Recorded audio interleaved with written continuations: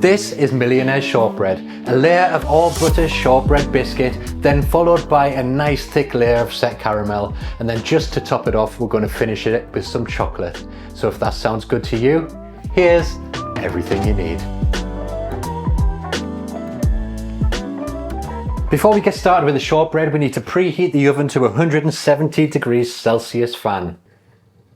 To begin, I'm going to place 275 grams of plain or all-purpose flour into a mixing bowl and then add in 100 grams of caster sugar. Next, I'll place in 200 grams of unsalted butter, and then we're going to rub that mixture together between our fingers until it comes together to form a crumbly dough. And you want to just work that butter into the flour and sugar until it's nicely combined. It takes a bit longer to do it by hand. I quite like to do it by hand, but of course you could use a food processor to do this if you like. And you know you've worked the flour in enough when it starts to clump together. Or you can pick it up with your hands and press it and it holds its shape like this.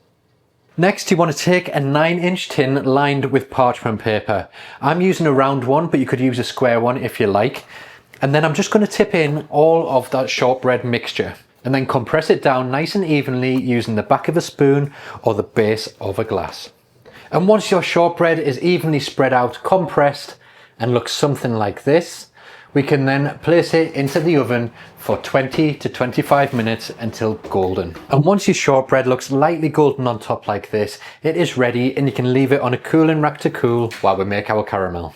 To make the caramel, place 1 tin of condensed milk into a saucepan, followed by 150 grams of unsalted butter. Next, add in 40 grams of light brown sugar and then 75 grams of golden syrup. We're going to place this over a medium-low heat until the ingredients melt, dissolve and come together nicely.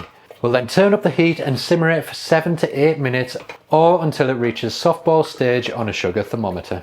Make sure to continuously stir this at all times so it doesn't catch and burn on the bottom. And once your caramel is darker in colour and thickened up and looks just like this, it is ready to pour straight over your shortbread. Then you just need to level it out, give it a little tap to allow any air bubbles to rise to the top, and then place it in the fridge to set for about 1 hour.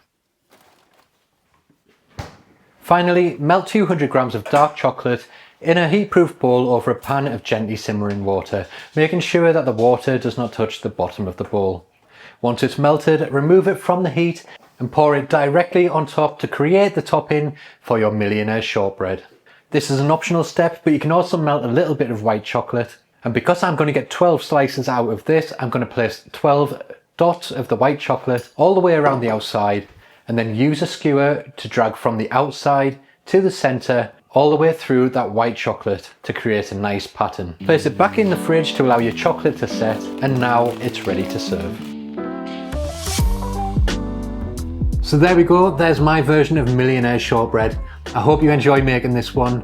Thanks for watching, hit subscribe if you haven't already, and I'll see you in the next video.